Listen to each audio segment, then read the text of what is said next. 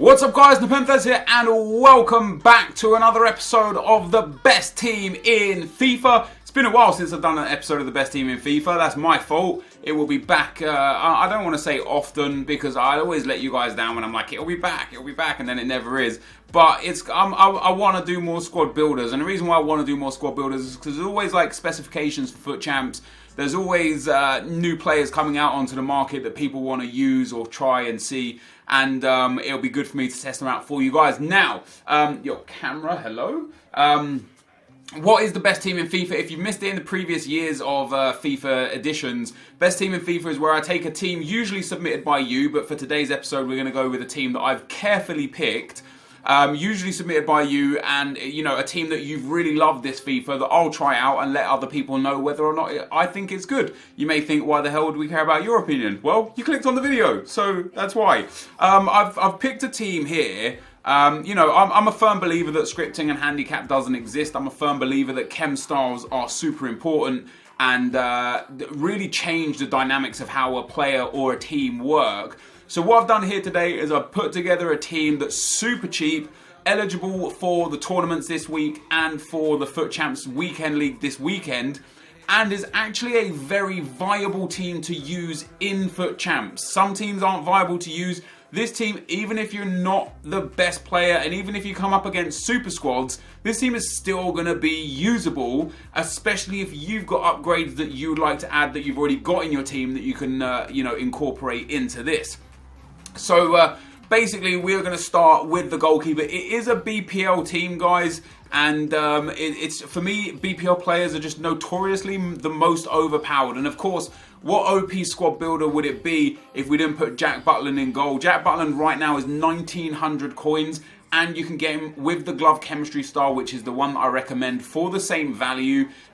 Just got to search the player on the market with the chem style. Boom, you get yourself Jack Butland on glove, right there, boom. So next up, boom. I say boom a lot, don't I? Boom, boom. Next up, we'll go with the centre-backs, guys. I have got Williams and Mustafi as my two centre-backs. The reason why I picked these two dudes specifically were because just really well-rounded stats. So Williams, as you can see, they're 70 pace, 82 defending, 82 physical. Mustafi, 70 pace, 83 defending, only the 79 physical. But when you actually look at their in-game stats, and this is why it's quite important. Mustafi actually has decent strength and stamina and good jumping. It's his aggression that really lets him down in the physical department. But once you put what I've got as an anchor chem style on these players, his physical goes up to 86, his pace is 78, and his defending up to 92. I would normally suggest shadow cards for your centre backs, unless they're like team of the year kind of defenders that don't need that defending boost.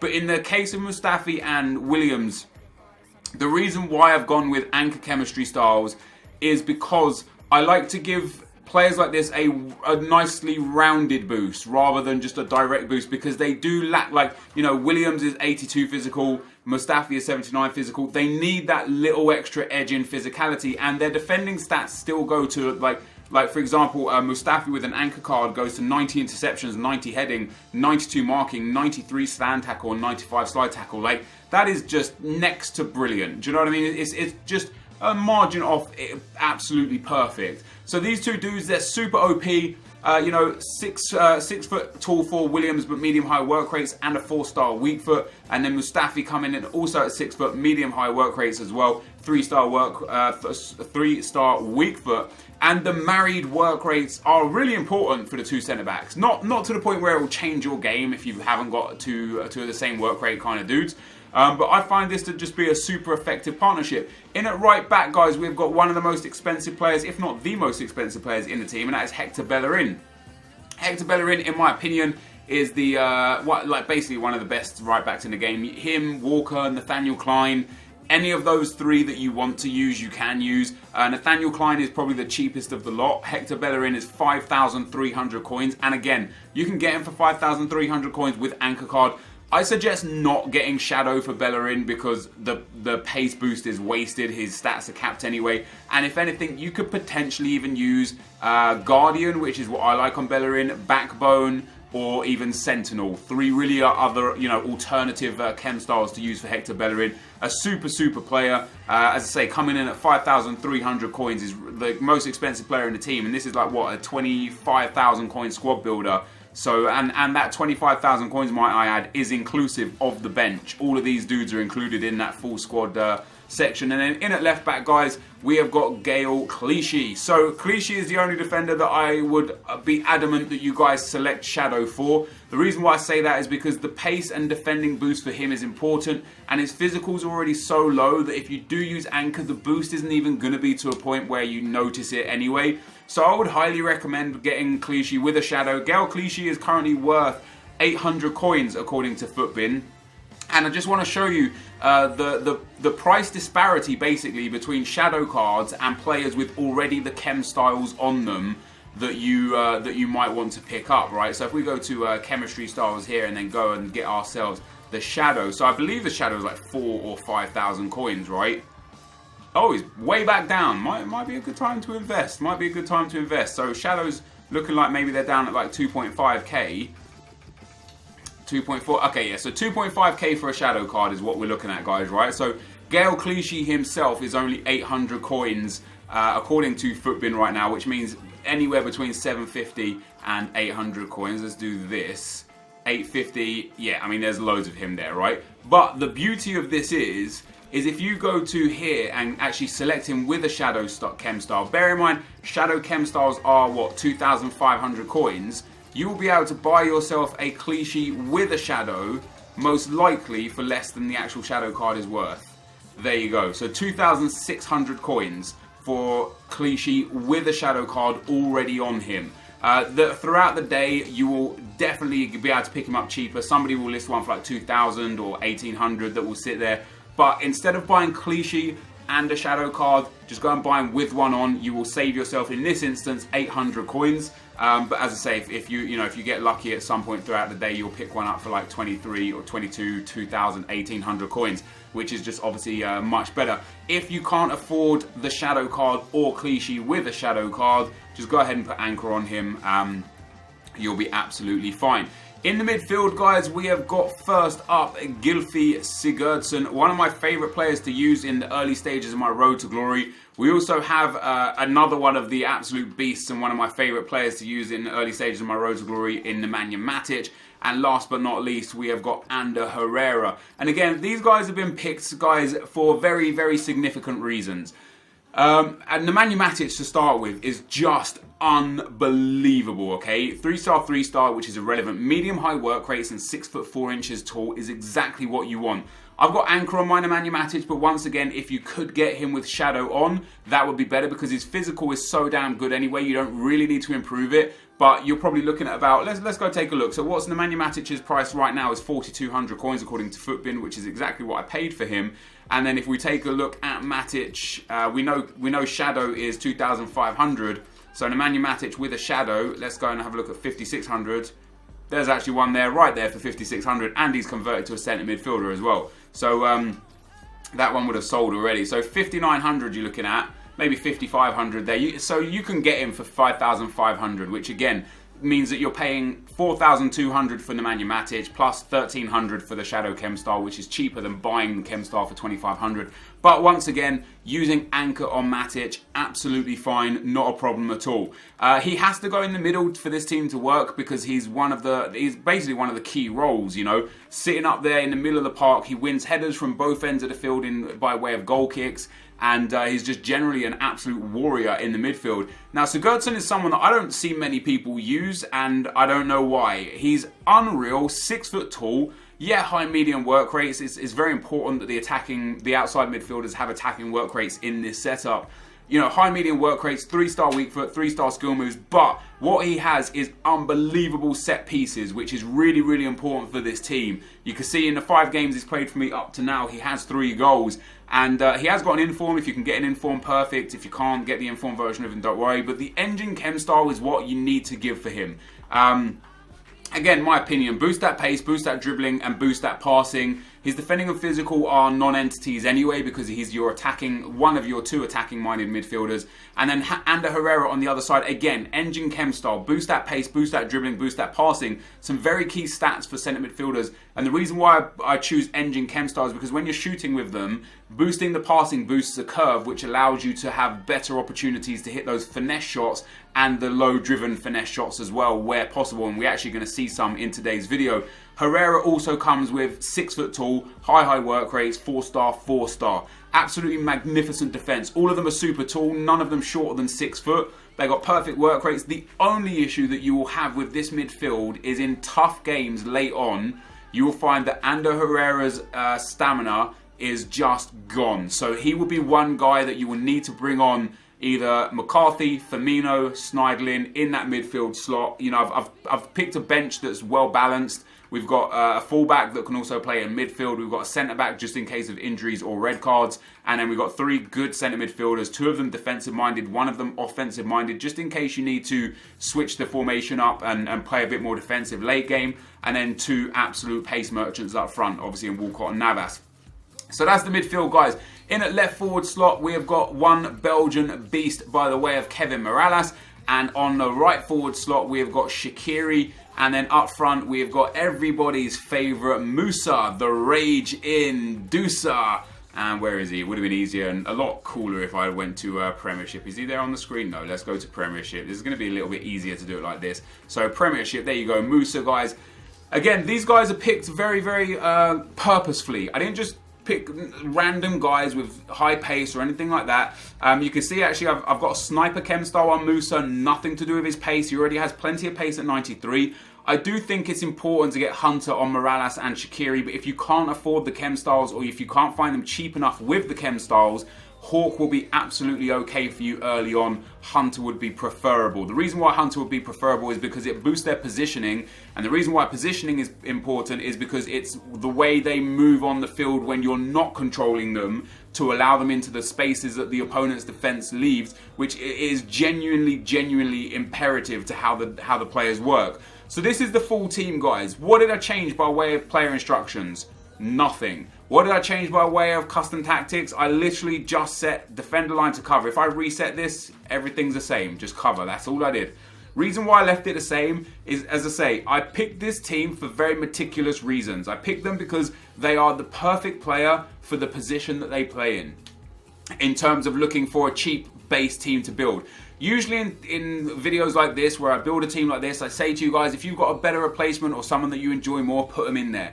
But on this instance, if you are looking for a cheap, overpowered team to help you either qualify for FUT Champs, boost up the divisions, or play in the actual weekend league, this is the team. Every single player has a very specific, important role. When you look at the attackers, Mirallas, 4-star, 4-star, 6 foot tall, high medium. Who does he actually remind you of? He reminds you, of course, of the far more expensive, yet very, very similar Anthony Martial. And when we compare their stats, obviously the in-games are very different, so comparing stats like this way sometimes is relatively a moot point. But as you can see, Mirallas, marginally less pace, marginally less shooting, far more passing, which again will incorporate way more curve, which is important for his finishing.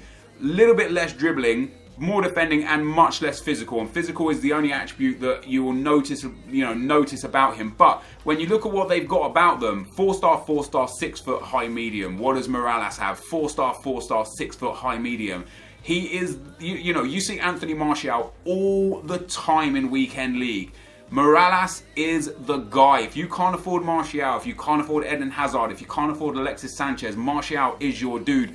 On the right hand side, Shaqiri, exactly the same circumstances with the 4-star, 4-star. He's left-footed, which is perfect. Pace, dribbling to boot. Really well-rounded card with good shooting, good passing, and good physical. His only real issue is his 5'7" height, but you won't really notice that too much. The short wingers are typically more agile, which means they feel faster. And then last but not least, we have got Ahmed Musa up front. 3-star weak foot, 4-star skill moves. A lot of people don't like high work rates on attackers, and because his physical is so low, his stamina is so low, it can cause problems for your team if you're not used to playing with a high attacking striker. But I've played with the blue Lacazette, and Lacazette has high work rates, and they just work for me and my playstyle. So in terms of this attack, it's got everything. All of them got 4-star skill moves. You've got pace, you've got skills, you've got 4-star weak foots, great finishing, great dribbling. The most OP stats in this game are pace, dribbling, and physicality. And Morales, a little lacking physicality, but has good pace and good dribbling. Musa has good pace and good dribbling. And then Shaqiri has good pace, good dribbling, and good physicality. And then when you come into the midfield again, you know, Herrera and Sigurdsson, they're like your outside attacking wingers. This formation, this formation, it's super offensive. You've got to be sure to be like confident in the back four and Matic sitting deep for you. And that's exactly why I haven't changed any player instructions or custom tactics, because I actually want the team to work like the team says it should work. I want the Nemanja Matic to have a high defensive work rate. I don't want to change anything within him that makes him sit forward. I want Herrera to be bombing up and down the field because that's what he's there for. And I want Sigurdsson to just sit a bit higher. It gives a really good balance to the team, and you'll see in the gameplay in just a second that this team is capable of doing anything you want it to do. Of course, you could put on the bench whoever the hell you want. I went with these people on my bench. I actually think I had Sterling on the bench throughout the games, but I took him off for another defensive option in McCarthy because I already had two pacey wingers. But this whole team, guys, not including Martial, because we literally just put him on there to compare him with Morales. This whole team is unbelievably well balanced. There are very minor issues with the whole team. Herrera and his stamina levels, Musa and the fact that he's got high work rates. Other than those two issues, this team is perfect. So what you've just got to remember is there will become a time where you put Schneiderlin on instead of Herrera, or if you hate Herrera, you just play Schneiderlin there in any way, you know.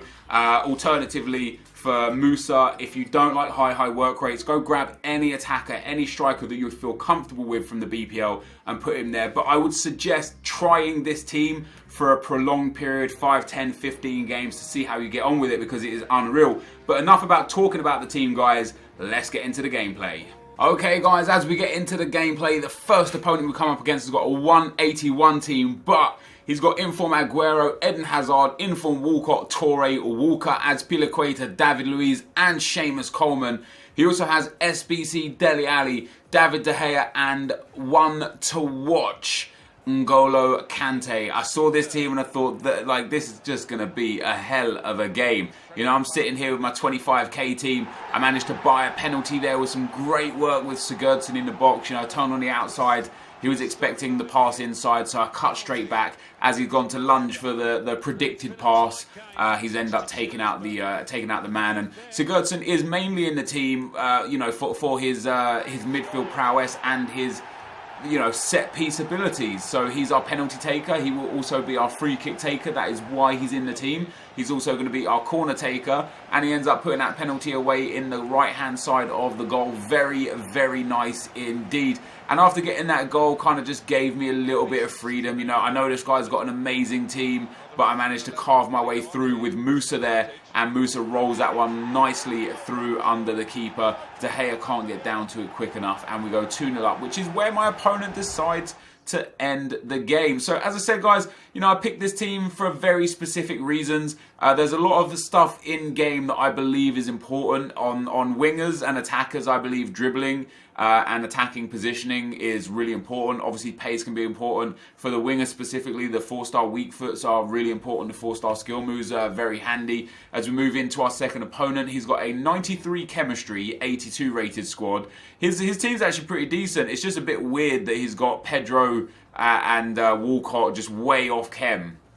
There are plenty other alternatives he could have in the team. The only thing I can assume is that his traditional or usual right forward and striker are low on fitness, and so with that he's put those guys in there. But even Raheem Sterling, who he's got at left forward, is as a left midfield, which is why his chemistry was down at 93, because he's got 3 left mids and all of them are way off chemistry. All in the attacking sets. It didn't take me too long to get him, you know, in the lead in this game again. And Herrera there, a great finish. Like I said, you know, I picked players that I know would be overpowered, and you see a lot of these players, or some of these players, you see in weekend league traditionally. You know, you'll see Butland a lot. You'll see Hector Bellerin quite a lot. You'll see Musa a fair bit. But I haven't seen Matic in just weeks. You know, Matic was a player that I saw a lot in the early stages of FIFA. Obviously, since FIFA's gone on a bit, there's like people have figured out way more OP teams and players. People just have generally a lot more coins, so they're able to afford the De Bruynes and the Pogbas and the Kantés, the informed Kantés. A lot of the one-to-watch cards.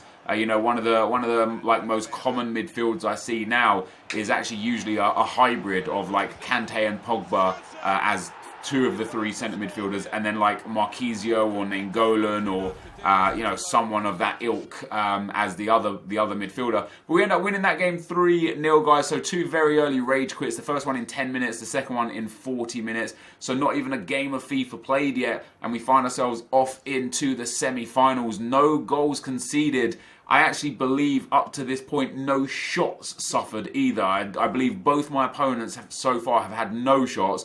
Into the semi-final, we come up against a 181, 5 at the back team. Really, really well put together team. Some key players in there, you know, Mata and Kanté are good. Shaqiri and Walcott in the attacking sense. And this guy was really, really patient with the ball. You know, you can see here, it's not until the second half that we eventually found the space to shoot and score.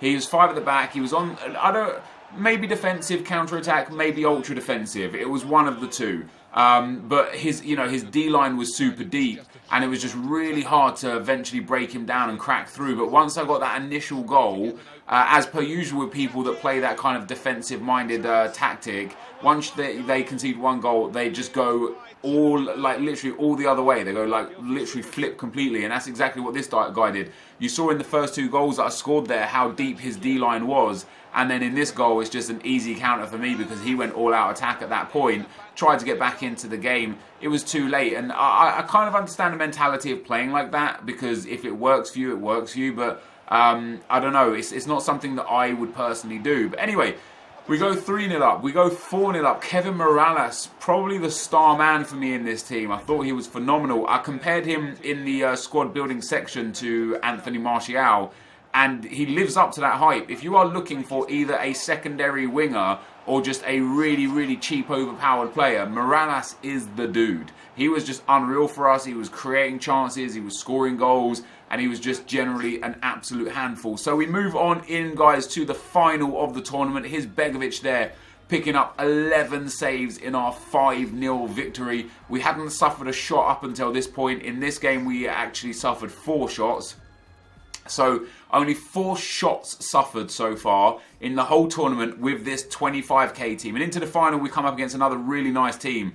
Aurier, Team of the Year PK, One to Watch Titi, SBC Kazawa, a strong midfield with João Moutinho, Matuidi and Diarra, and then I believe that's Jermaine up front. I can't remember the left mid and the right mid's name off the top of my head, but he's got informed Valbuena there. But again, this team is just so strong, you know. As I said, one of the biggest, or 2 of the biggest downfalls are going to be Musa and his high work rates, and potentially his finishing. If you're not a strong finisher anyway, that his lack of clinical finishing might be detrimental to you. But the other like big problem in this team is going to be Herrera's fitness levels, stamina levels. But this team, it was so good outside of that it didn't really matter. I didn't have to make a sub throughout the whole tournament. And I ended up winning the tournament very comfortably. We came up against 2 super teams and 2 good teams, and we dispatched of all of them with no problem. And just like the first game and the second game, after winning the final 2-0, we didn't suffer a single shot in that game. So we only suffered 4 shots across 4 games, only 2 of those on target. We didn't concede a single goal. We won the tournament 2-0 rage quit, 3-0 rage quit, 5-0 semi-final, 2-0 final, and just an unbelievable performance. As I said to you guys, I didn't change much. I didn't change anything in player instructions. The only thing I changed in custom tactics was changing it from cover to from offside trap to cover. I didn't do anything on the D-pad tactics. I kept everything balanced, everything the same, because I picked these players specifically for how they work within the game, not how I forced them to work by adapting the circumstances around them, you know.